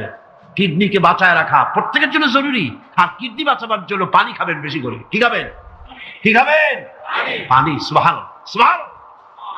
এ পানি খান নিয়ামত, পানির অপচয় করবেন না। আমার নবী বলেছেন, প্রবাহমান নদীর ঘাটে বসেও এক ফোঁটা পানির অপচয় করো না। প্রবাহমান নদীর ঘাটে বসেও পানির অপচয় করো না। সুবহানাল্লাহ। পানি নিয়ামত, পানি খান বেশি করে, কিডনি সচল থাকবে। আলহামদুলিল্লাহ। একটা কিডনি হলে চলে, আল্লাহ পাক দুটি কিডনি দিয়েছেন, একটা বন্ধ হলে যেন আর একটা দিয়ে সে যেন চলতে পারে। সুবহানাল্লাহ। মানুষের শরীরের ভেতরে এই পরিমাণ লেমন আছে যা দিয়া একটা ঘর সাদা বানানো যায়, এই পরিমাণ ফসফরাস আছে যা দিয়া ২৫০০ ম্যাচ বানানো যায়। তোমার শরীরের ভিতরে আমার নিদর্শন আছে। মানুষের এই আশ্চর্যজনক দেহটাকে ঢেকে রাখা হয়েছে একটি শীতাতপ নিয়ন্ত্রিত চামড়া দিয়া। সেই চামড়াটা ২০ বর্গ ফিট। এই চামড়ার ভেতরে রয়েছে অসংখ্য লোমকূপ। অসংখ্য লোমকূপ দিয়ে এই চামড়াটা তৈরি করে দেওয়া হয়েছে, এবং এই চামড়া দিয়ে শীত এবং গরম অনুভব করার শক্তি দেওয়া হয়েছে। দুটি চোখ দেওয়া হয়েছে, শ্রবণের জন্য কান দেওয়া হয়েছে।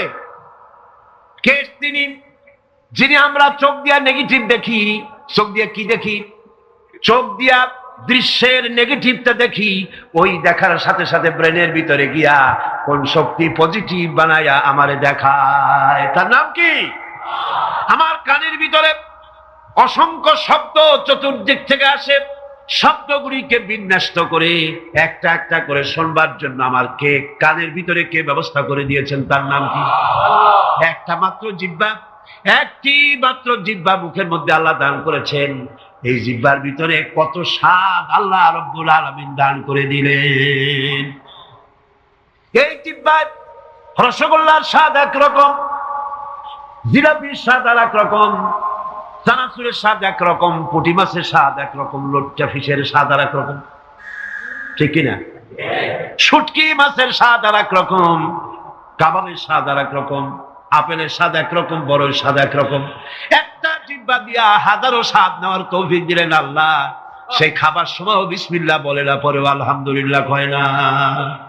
এত নিয়ামত দিয়ে আল্লাহ পাক এই সজীব শরীরকে সাজিয়েছেন, শরীরটাকে সুন্দর করেছেন, সুগঠিত করেছেন। আল্লাহ পাক বলেন, তোমার শরীরের ভিতরে রয়েছে আমার দৃষ্টান্ত, এগুলি দেখো।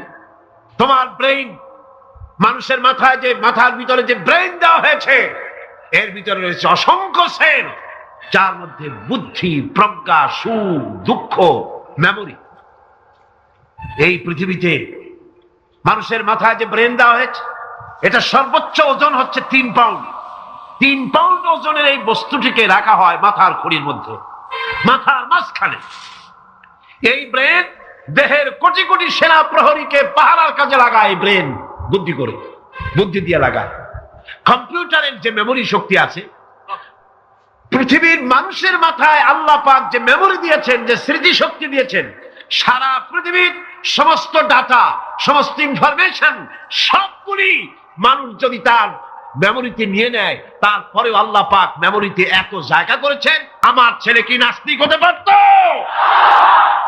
বলেন, আমার এই ছেলে কলেজে, বিশ্ববিদ্যালয়ে যেসব ছেলেপেলেরা পড়ে, এগুলি কি বোম্বাই থেকে আসছে না মঙ্গল গ্রহ থেকে নাজিল হয়েছে? আমাদের ছেলেপেলে কিনা?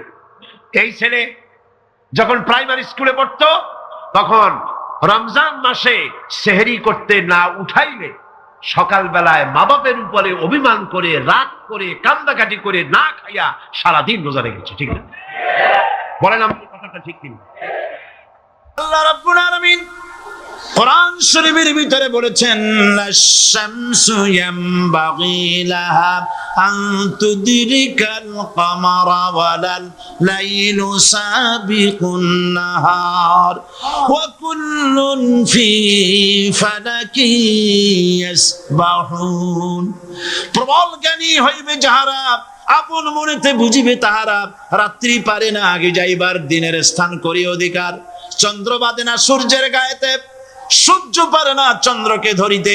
যার যে স্থান বহাল রাখিয়া ভ্রমণ করিছে খোদাকে ডরিয়া। একটি নির্ধারিত সময় সীমা পর্যন্ত আপন আপন কক্ষপথে সব দৌড়াদৌড়ি করবে। কারো সাথে অ্যাক্সিডেন্ট হবে না কারো। ওয়াকুল্লুন ফি ফালাকি ইয়াসবাহুন। যা আছে মহাশূন্যে সব ঘুরতেছে। কে বলে? বলেন সবাই, কে বলছে? কোন সূরা? সূরা ইয়াসিন। আবার শুনুন, আল্লাহ পাক ফয়সালা দিচ্ছেন, ঘোরে কেডা?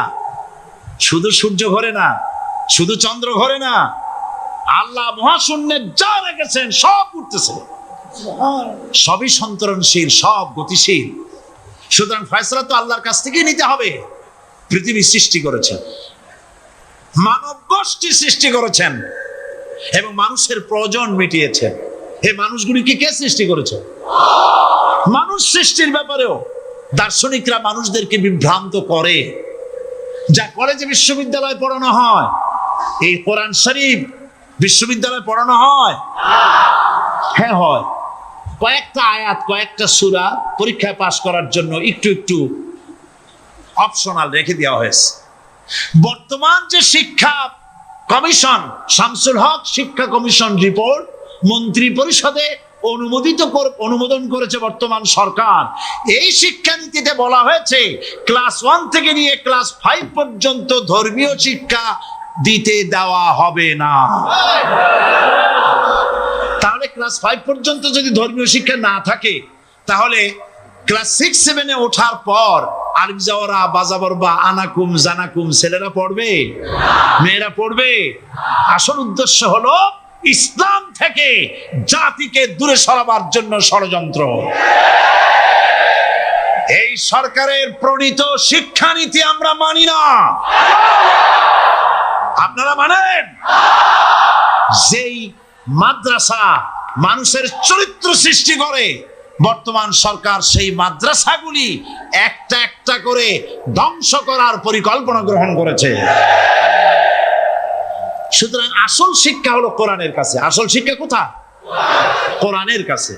কোরআন যদি শিখানো হতো, কোরআন যদি শেখানো হতো কলেজে, বিশ্ববিদ্যালয়, তাহলে গতকাল চট্টগ্রাম বিশ্ববিদ্যালয় থেকে যেসব ছেলেরা বিশ্ববিদ্যালয় কর্তৃপক্ষ কর্তৃক বরাদ্দকৃত, হাইজ্যাক করা নয়, বরাদ্দকৃত 4খানা বাস দিয়ে কোরআন শুনতে আসতে চেয়েছিল, বর্তমান সরকারের তথাকথিত সোনার ছেলেরা আসতে দিল না।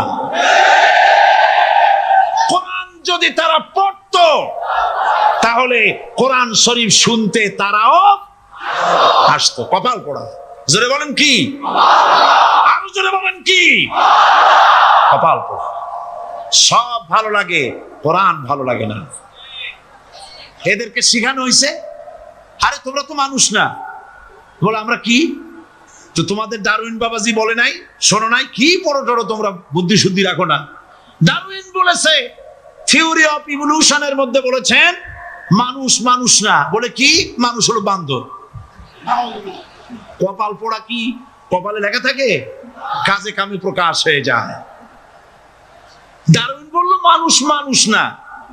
আলফ্রেড বললেন মানুষ হলো মানুষই ঠিক, তবে মানুষ হলো সেক্স সর্বস্ব জীব। সেক্স সমস্যার সমাধান করলে মানুষের সব সমস্যার সমাধান হয়ে যাবে। কার্ল মার্কস বললেন মানুষ হলো পেট সর্বস্ব জীব, পেট সমস্যার সমাধান করে দিলে সব সমস্যা শেষ। আর ডারউইন বললেন মানুষ মানুষই না, মানুষ কি? বলে বান্দর। ওরাং ওটাং শিম্পাজি আর ব্যাং থেকে মানুষের উৎপত্তি হয়েছে। আমি যখন জীবনের প্রথম শিম্পাজি দেখলাম, ওরাং ওটাং দেখলাম, তখন আমি মনে করেছি যে ডারউইন খামোখা ভুল করে নাই। এইটা দেখেই ও মনে করেছে যে এই হচ্ছে আমার মাতামহের গোষ্ঠী, এ হলো পিতামহের গোষ্ঠী। আপনারা একটু মাথা কাটায় চিন্তা করেন, মানুষ যদি বান্দর থেকে হবে, আজও বানর ফরেস্ট এরিয়া আছে কিনা বাংলাদেশে? চিল্লায় বলেন আছে কিনা? তো মানুষ যদি বান্দর থেকেই হবে, আপনারা কি কোনোদিন দেখেছেন যে একটা বান্দরের কোমর পর্যন্ত মানুষের মতো হয়ে সারছে? আর কিছুদিন গেলেই পুরো মানুষ হয়ে যাবে। গলা পর্যন্ত মানুষের মতো হয়ে গেছে, আর কদিন গেলেই মানুষ হয়ে যাবে। দেখছেন কখনো? আচ্ছা আপনারা বলেন, পাবদা মাছ আপনারা চট্টগ্রামে কি বলেন? পাবদাই বলেন। পাবদা মাছ দেখতে কি মাছের মতো লাগে? বোয়াল মাছের মতো। কোন পাগলে কি বলছে কথা যে বোয়ালের পূর্বপুরুষ পাবদা? পাবদাগুলি পুটি টুটি খাইয়ে খাইয়ে আস্তে আস্তে বোয়াল হয়ে গেছে, এ কথা কেউ বলে? আচ্ছা শোলের যে ছোট সাইজ, শোল মাছ, গজাল মাছ, এর যে ছোট্ট সাইজ ভর্তা করে খায়, শুটকি বানায় খায়, ওগুলোর কি বলে? টাকি মাছ। এই টাকি মাছ দেখতে শোল মাছের মতো। কেউ পাগলকে আজ পর্যন্ত বলেছে যে শোল মাছের পূর্বপুরুষ টাকি, টাকিগুলা সার মার খাইয়া আস্তে আস্তে শৌলে পরিণত হয়ে গেছে? কেউ বলেছে কখনো? ডারউইন কয় বোতল খাইয়েছে এই মতবাদ লিখছে আল্লাহই ভালো জানে। যে বান্দরের থেকে মানুষ আবিষ্কার হয়েছে, নাউজুবিল্লাহ। এগুলি পড়ানো হয় কলেজে, বিশ্ববিদ্যালয়, তাই আমাদের সোনার ছেলেরা বান্দরামি করে। ওদের যদি পড়ানো হইতো তোমরা বান্দরের গোষ্ঠী নও, তোমরা মানুষ। মর্যাদা কার বেশি, বান্দরের না মানুষের? এ পৃথিবীর প্রথম মানুষকে আদম আলাইহিস সালাম। আদম হইছেন কি দিয়ে? মাটি দিয়ে। আল্লাহ রাব্বুল আলামিন যিনি মানুষ সৃষ্টি করেছেন, তিনি কোরআন শরীফের ভিতরে বলে দিয়েছেন, আমি প্রথমেই বলেছি, আপনারা লক্ষ্য করুন, এই কোরআন তাবিজের কিতাব নয়, এই কোরআন তদবিরের কিতাব নয়, ঝাড়ফুঁকের কিতাব নয়। কোরআন হলো পৃথিবীর মানুষের জন্য কোড অফ লাইফ, পূর্ণাঙ্গ জীবন বিধান। সবকিছু আল্লাহ পাক কোরআনের ভিতরে বলে দিয়েছেন, কোনো জিনিস বাদ দেন নাই।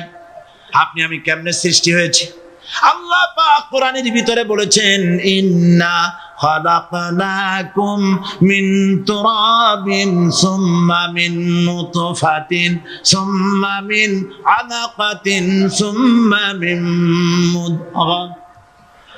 নিষ্প্রাণ মাটি দিয়ে তোমাকে উৎপন্ন করা হয়েছে, নিষ্প্রাণ মাটি উপাদান দিয়ে তোমাকে তৈরি করা হলো। মায়ের পেটের ভিতরে এক ফোঁটা নাপাক পানি জমাট রক্তে পরিণত হয়ে গেল, জমাট রক্ত আস্তে করে গোস্ত পিণ্ড হলো, গোস্ত পিণ্ডকে সুন্দর করে সাজায়া হাড্ডি গুড্ডি বানায়া স্ট্রাকচার তৈরি করে তার উপরে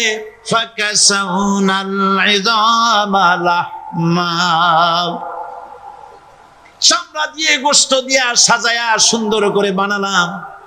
আল্লাহর পরিচয় শুনুন, আল্লাহ আমার কেমন আল্লাহ, মায়ের পেটের ভিতরে সন্তান বানায়া এরপরে যখন রূহ দেওয়া হয়েছে, ক্ষুধা লেগেছে, খাবারের প্রয়োজন হয়েছে, আল্লাহ রাব্বুল আলামিন ওই কচি বান্দা মায়ের পেটে বসে কি খাবে, সেজন্য তার মা চিন্তা করে নাই, বাবা চিন্তা করে নাই, সরকার চিন্তা করে নাই।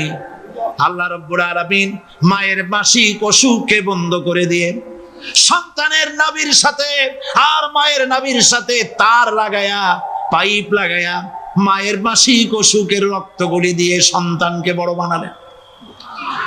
মুখ দিয়া এই রক্ত পান করালেন না, মুখটাকে পবিত্র রেখে দিলেন যাতে করে পৃথিবীতে আসার পর ওই মুখ দিয়া আল্লাহ রাব্বুল আলামিনের জিকির করতে পারো। সন্তান মায়ের ভিতরে, পেটের ভিতরে বড় হলো। আল্লাহ রাব্বুল আলামিন বলেন, মাস দিন যখন পুরা হয়ে গেল, সুম্মা নুখরিজুকুম তিফলা, বাচ্চার আকারে পৃথিবীতে নিয়ে আসলাম। এখন খাবা কি?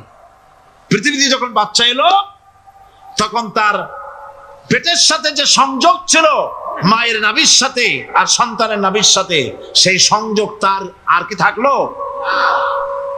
কি করা হলো? কেটে দেওয়া হলো। লক্ষ্য করুন, খাবারের জন্য একটি মাত্র পাইপ আল্লাহ লাগাইছিলেন, পৃথিবীতে সন্তান আসার সঙ্গে সঙ্গে পাইপটা কেটে দেওয়া হলো। এবার কি খাবে? আল্লাহ রাব্বুল আলামিন মায়ের বুক থেকে সন্তানের জন্য এবার সিঙ্গেল সিগন্যাল, তার জন্য সিঙ্গেল কোন লাইন যেটা ছিল কেটে দিয়া মায়ের বুক থেকে সন্তানের জন্য ডাবল লাইন আল্লাহ চালু করে দিলেন। এমন দুধ বানাই দিলেন যা শুধু খাবার নয়, শুধু ফুড ভ্যালু নয়, এই দুধের ভিতরে ক্যালসিয়াম, এর মধ্যে ভিটামিন, এর মধ্যে আয়রন, এর মধ্যে মেডিসিন। দুনিয়ার এই সন্তান ছিল ফি কারারিন মাকিন, সুরক্ষিত জায়গার ভিতরে ছিল, কোনো পলিউশন সেখানে যেতে পারতো না, রোগের জার্ম সেখানে যেতে পারতো না। দুনিয়ায় এলো দূষিত আবহাওয়ার ভিতরে। এই সন্তানকে এখনই অ্যান্টিবায়োটিক খাওয়ালে পরে অসুবিধা হবে। আল্লাহ রাব্বুল আলামিন মায়ের দুধের ভিতরে ঔষধ দিয়া রোগের প্রতিষেধক বানায়া দিলেন। এ হলো আমার আল্লাহ। এ আমার কে? আল্লাহ। জোরে বলেন আল্লাহ। আল্লাহ। আল্লাহ রাব্বুল আলামিন মায়ের দুধ দিয়ে সন্তানকে বড় করলেন আর শোনায় দিলেন, খবরদার এই মায়ের সাথে, এই বাপের সাথে নাফরমানি করবি না। মা বাপের জন্য আমার কাছে দোয়া করবি, রব্বির হামহুমা কামা রব্বায়ানি সগীরা। সবাই পড়েন আমার সাথে, রব্বির হামহুমা কামা রব্বায়ানি সগীরা। আল্লাহ পাক শিখাই দিলেন বান্দারে আমার কাছে দোয়া করায়, আল্লাহ আমার মা বাপ আমাকে ছোটবেলায় যেভাবে স্নেহের কোলে লালন পালন করেছে, এইভাবে আমার মা বাপ তোমার রহমতের কোলে লালন পালন করো। মনে থাকবে ভাইরা? বলেন মনে থাকবে? প্রত্যেক নামাজের পরে মা বাবার জন্য দোয়া করবেন, বেঁচে থাকুক আর মরে যাক। দোয়া শুনে তার গা জ্বলে উঠলো, তিনি কাফের, মুশরিকা। আপনার নাম শুনে অগ্নি শর্মা হয়ে আমাকে ধরে পিটানো আরম্ভ করলেন আর বললেন, আবু হুরায়রা, হয় মুহাম্মদ সাল্লাল্লাহু আলাইহি ওয়াসাল্লামের বাড়ি ছাড়বি, নইলে আমার বাড়ি ছাড়বি, কি করবি বল। মার খেতে খেতে আমি বললাম, মা তোমার গায়ে যত শক্তি আছে আমারে মারো, তোমার বাড়ি শুদ্ধ, তামাম দুনিয়াটা ছেড়ে দিতে পারি, মুহাম্মদ রাসূলুল্লাহর কদম মোবারক ছেড়ে দিতে পারি না। আল্লাহ। হুজুর আমার মা গলা ধাক্কা মেরে আমাকে বের করে দিয়েছেন। হুজুর বলছেন, আবু হুরায়রা, মা তোমাকে মেরেছে আর আমার কাছে নালিশ করছো, আমি তোমার মায়ের কোনো বিচার করতে পারবো না। সুবহানাল্লাহ। এত বড় পাওয়ারফুল নবী, শানওয়ালা, ইজ্জতওয়ালি, বরকতওয়ালি, এত বড় নবী বলছেন মা মেরেছে, আমার করার কিচ্ছু নাই। সুবহানাল্লাহ। তোমার মা মুশরিকা হোক আর যাই হোক, তোমার মা। সুবহানাল্লাহ বলেন। আমার বন্ধুগণ, হযরত আবু হুরায়রা বলেন, ইয়া রাসূলুল্লাহ, মায়ের বিরুদ্ধে কোনো অভিযোগ নিয়ে আমি আপনার কাছে আসি নাই। হুজুর বললেন, কেন আসছো বলো খুলে। আবু হুরায়রা বলেন, হুজুর আমি জানি আপনি আল্লাহর দরবারে যদি কোনো ব্যাপারে হাত তোলেন আল্লাহ মঞ্জুর করে ফেলেন। আপনি দয়া করে আমার মার জন্য দোয়া করেন, আল্লাহ যেন হেদায়েত দিয়ে দেন। আমার নবীজি দুখানে হাত উত্তোলন করলেন, বললেন, আল্লাহুম্মা ইহদিহুম্মা আবি হুরায়রা, আয় আল্লাহ আমি দোয়া করতেছি আবু হুরায়রার মাকে হেদায়েত নসিব করো। হুজুর হাত তুলে মোনাজাত করছেন, আবু হুরায়রা দৌড় দিলেন বাড়ির দিকে। কয়েকজন সাহাবী হযরত আবু হুরায়রার জামা টেনে ধরেছে, এই ভদ্রলোক দৌড়ায় কেন? এত শান্ত মানুষ, কখনো গরম হয়ে কারো সঙ্গে কথা বলে না, এই মানুষটা দৌড়ায় কেন? কোনো বিপদ হইল নাকি? জামা টেনে ধরে বলে, আবু হুরায়রা দৌড়াও কেন? হযরত আবু হুরায়রা বলেন, জামা ছেড়ে দাও, কোনো বিপদ আমার হয় নাই, আমি দৌড়াইয়া বাড়ি যাই দেখতে চাই। আমি দৌড়াইয়া আগে বাড়ি যেতে পারলাম না, আমার নবীর দোয়া আগে আমার বাড়ি চলে গেছে, আমি এটা দেখতে চাই। হযরত আবু হুরায়রা দৌড়াতে দৌড়াতে বাড়ি চলে গেছেন। দরজায় নক করলেন, ভেতর থেকে আওয়াজ এলো, কে? তিনি বললেন, আমি আবু হুরায়রা, মা দরজা খুলে দাও, আমি তোমার সন্তান। মা বললেন, বাবা অপেক্ষা করো, দরজা খুলতেছি। হযরত আবু হুরায়রা বলেন, মায়ের গলার আওয়াজের ভেতরে কুফরি কর্কশতা পেলাম না, মায়ের গলার আওয়াজের ভেতরে তাওহীদের নরমিয়াত পেলাম। আমার কাছে মনে হলো আমি আবু হুরায়রা বাড়ি আসার আগে নবীজির দোয়া আল্লাহর আরশে পৌঁছে গেছে। আবু হুরায়রা বলছেন, মা আমার কিছুক্ষণ পরে ঘরের থেকে বেরিয়ে এসেছেন, আমি দেখলাম মায়ের শরীর ভিজা, মাথার চুল দিয়া পানি টপকাচ্ছে। মা আমার বললেন, বাবারে তোমাকে মারার পর আমি নিদারুণ অনুশোচনায় পড়েছিলাম, মনে মনে ভাবলাম, আহারে আমার সন্তান আমি কেন মারলাম? সে তো কোনো খারাপ কাজ করে নাই, কোনো খারাপ জায়গায় যায় নাই, এত ভালো মানুষ, যার সম্পর্কে লোকেরা খামোখাই মিথ্যা কথা বলে, এই ভালো মানুষটার কাছে গেছে, সেজন্য আমি মারলাম কেন? বাবা গো, আমি আমার ভুল বুঝতে পেরেছি, জীবনের ভুলও ধরা পড়েছে, আমাকে জলদি করে নিয়ে চলো বিশ্ব নবীর দরবারে। হযরত আবু হুরায়রার মা রাসূলুল্লাহর খেদমতে এসে ঘোষণা করলেন, আশহাদু আল্লা ইলাহা ইল্লাল্লাহু ওয়াহদাহু লা শারীকা লাহু ওয়া আশহাদু আন্না মুহাম্মাদান আবদুহু ওয়া রাসূলুহু। আমার ভাইরা, আল্লাহ রাব্বুল আলামিন মানুষ সৃষ্টি করে পৃথিবীতে পাঠিয়ে দিলেন, খাবারের ইন্তজাম করলেন, এগুলি সব আল্লাহর পরিচয়।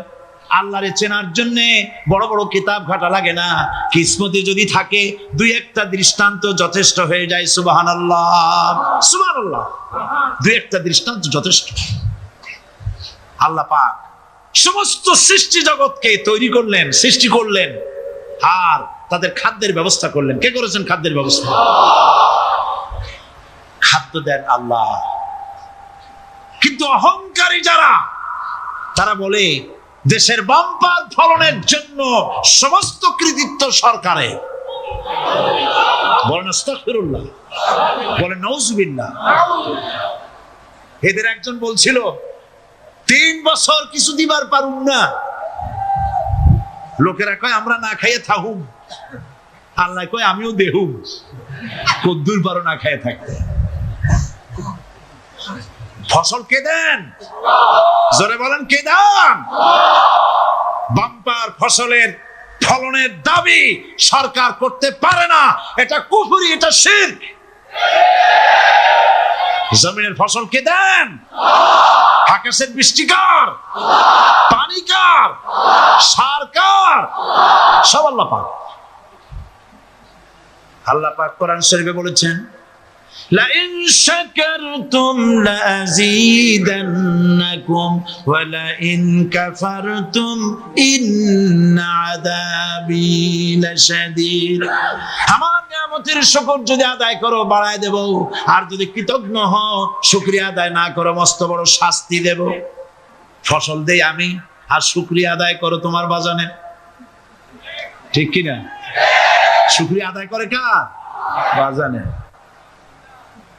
একটা লোকের, একটি মানুষের যেই প্রশংসা এই সরকার করলো, বিগত 4.5 বছর ধরে একটা মানুষের যত জিকির করলো, প্রশংসা করলো, ছবি টানাইলো, যদি এতটা জিকির, এতটা স্মরণ আল্লাহ রাব্বুল আলামিনের করত, ওদের জন্য আল্লাহর জান্নাতের দরজা খোলা হয়ে যেত।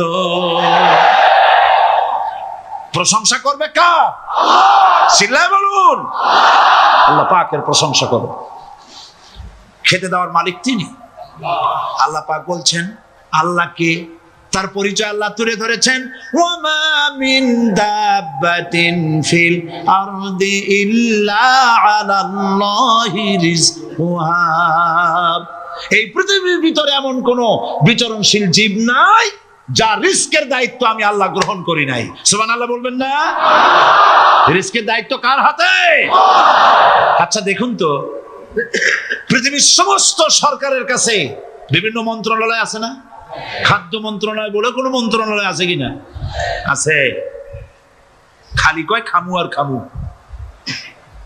খাদ্য মন্ত্রণালয় আছে, থাকার পরেও মানুষ না খাইয়া মরে, ঠিক কিনা?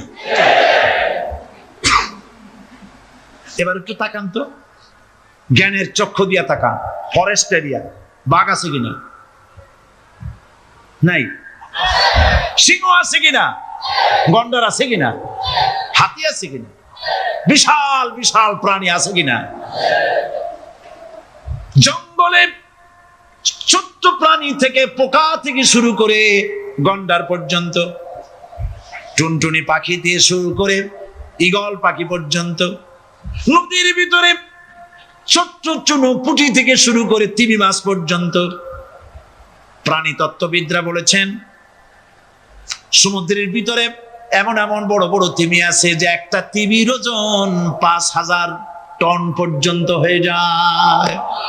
5000 টন তিমিটার ওজন। এর যখন বাচ্চা হয়, তখন বাচ্চার দৈনিক দুধ লাগে 50 থেকে 60 মণ পর্যন্ত। কে ব্যবস্থা করে? রুহান ফেরেশতা। তো ওর মা যেমন বাচ্চা তো সেরকম হবে, ঠিক কিনা? কে দেয় খাবার? এবার দেখেন তো, আপনার দেশের এই জঙ্গলে কত হাতি আছে। হাতিরা মিছিল করে আসছে যে আল্লাহ আমাদের এখন আর খাইতে যেতে দিতে পারে না, বাংলাদেশের গভর্নমেন্ট কিছু দাও। আসছে না, খাইয়া ক্ষুধার জ্বালায় হাতি মরেছে, বাঘ মরেছে, সিংহ মরেছে। এর কোন দৃষ্টান্ত আছে? ক্ষুধার জ্বালায় আকাশের উড়ন্ত পাখিরা ছটফট করে মারা গেছে, দৃষ্টান্ত আছে? নদীর মাছেরা ক্ষুধার জ্বালায় ভেসে উঠেছে, না খাইয়া মরে গেছে, দৃষ্টান্ত আছে? মহান আল্লাহ রাব্বুল আলামিন কোরআন শরীফের ভিতরে বলেছেন, অনেক প্রাণী এমন আছে যারা তাদের খাদ্যকে সঞ্চয় করে না, খাদ্যকে জমা করে না, আহরণ করে না। সকাল বেলায় একটা খাবার খেলো, দুপুরে কি খাবে তার জানা নাই। শকুন পৃথিবীর মাটি থেকে 3 মাইল উপরে ওড়ে, তার চোখকে আল্লাহ পাক এত তীক্ষ্ণ বানিয়ে দিয়েছেন, এই চট্টগ্রামের কোথায় মরা গরু আছে 3 মাইল উপর দিয়ে দেখতে পায়? সুবহানাল্লাহ করতে ইচ্ছা করে না। এই প্রাণীগুলি, খাবারগুলি কোন গভর্নমেন্ট জোগাড় করে রাখে নাই। আল্লাহ পাক বলেন, সবার খাবার আমি দেই। সকাল বেলায় সমস্ত প্রাণীগুলি, মহাশূন্যে পাখি,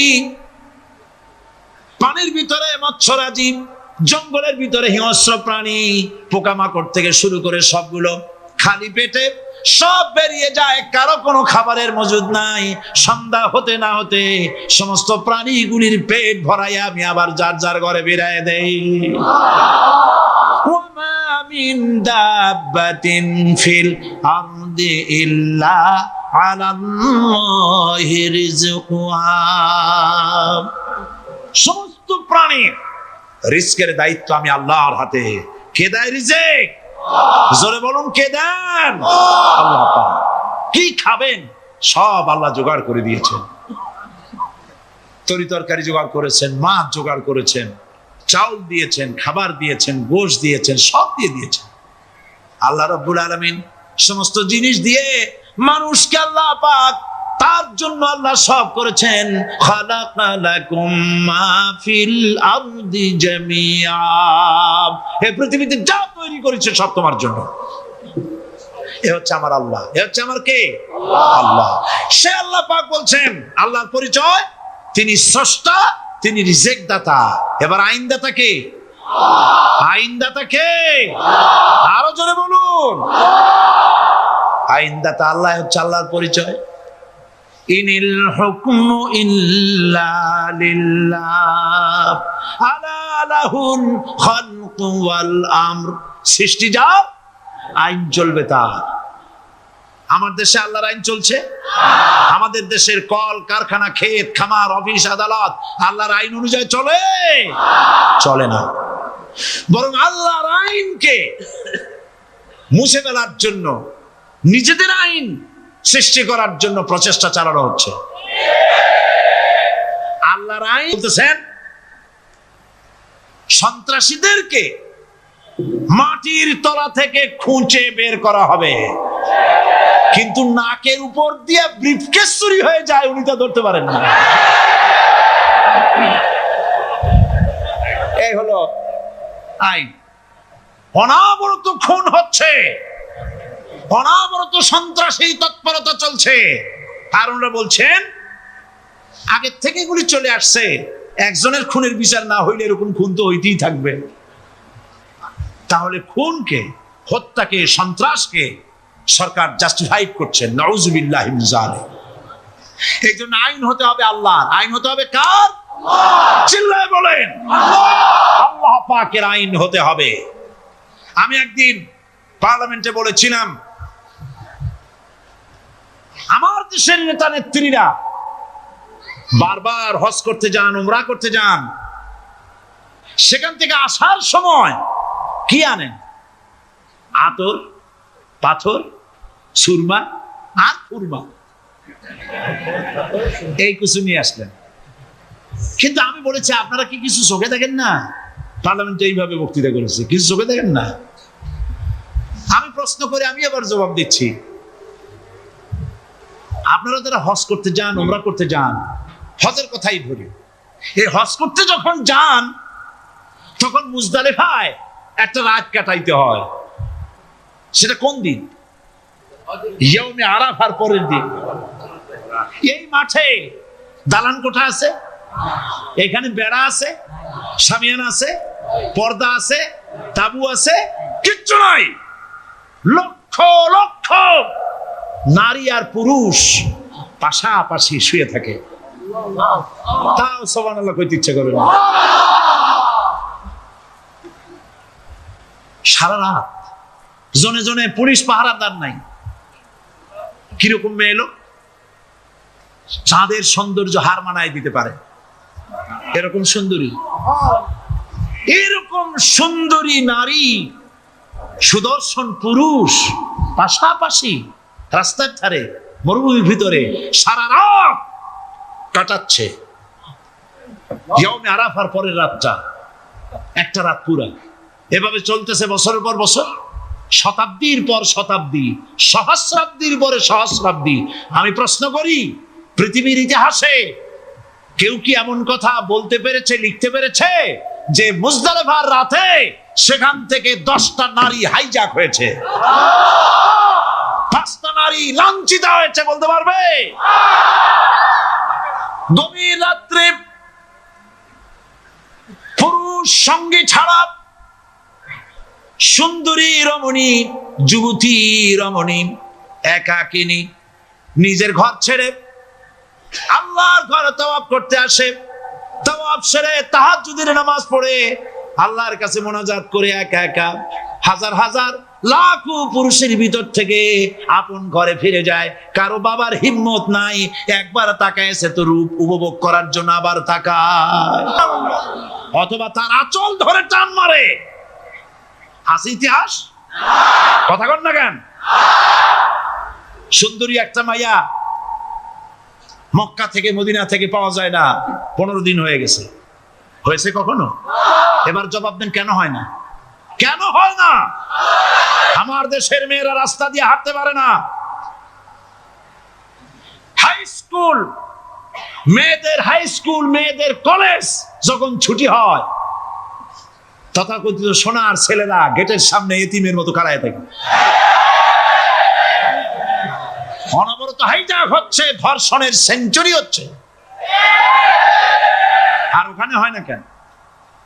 ওখানে হয় না এই কারণে, এই কোরআনের আইন আল্লাহ রাব্বুল আলামিন যে আইন দিয়েছেন, ওখানে আইন বলবৎ আছে নাকি? আছে কিনা?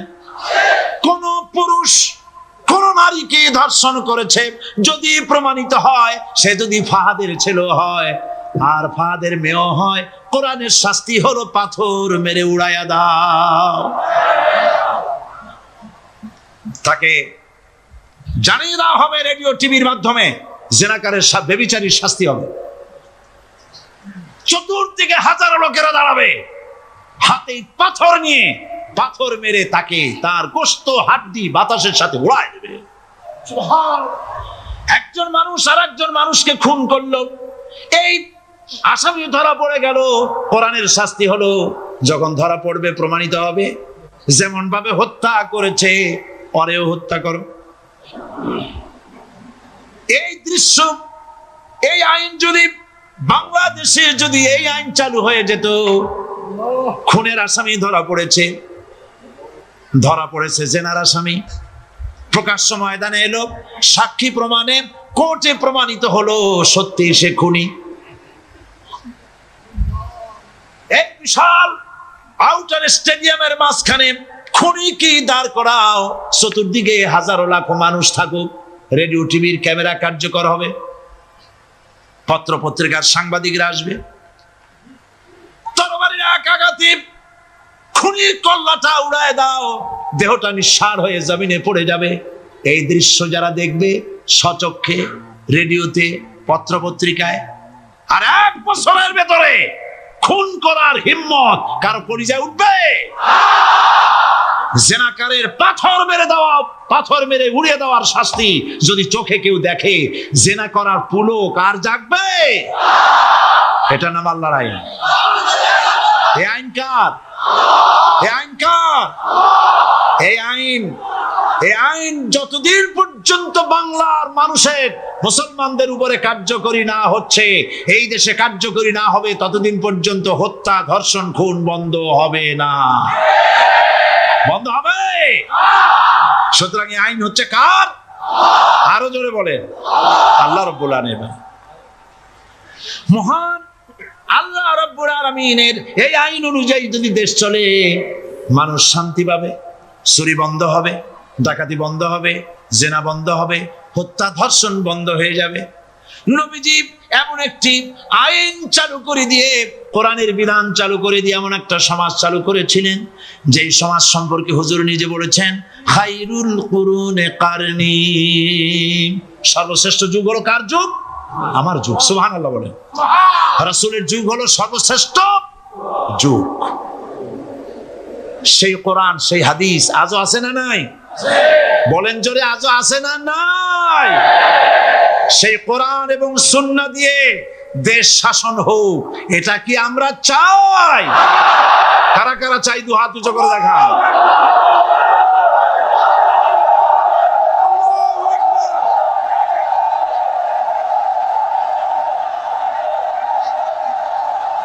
আরে ভাই, আপনারা দাঁড়ায় গেলেন কেন? বসেন বসেন।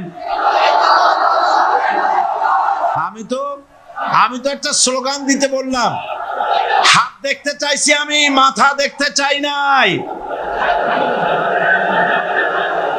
এই সুযোগে কোমরটা সোজা করে নিলেন। আচ্ছা বসেন, আর মহব্বতের সাথে জিকির করেন, লা ইলাহা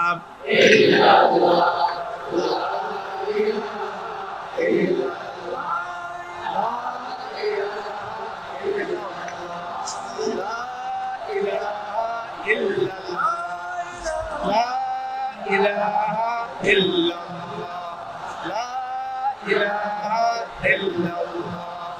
জোরে স্বরে সবাই জিকির করেন, লা ইলাহা ইল্লাল্লাহ, লা ইলাহা ইল্লাল্লাহ, লা ইলাহা ইল্লাল্লাহ, লা ইলাহা ইল্লাল্লাহু মুহাম্মাদুর রাসূলুল্লাহ।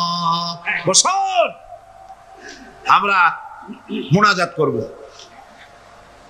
আল্লাহ রাব্বুল আলামিন আয়াতুল কুরসির ভিতরে আল্লাহর সার্বভৌমত্বের কথা বলেছেন। আল্লাহু লা ইলাহা ইল্লা হুয়াল হাইয়ুল কাইয়্যুম। পড়েন আমার সাথে সবাই, আল্লাহু লা ইলাহা ইল্লা হুয়াল হাইয়ুল কাইয়্যুম।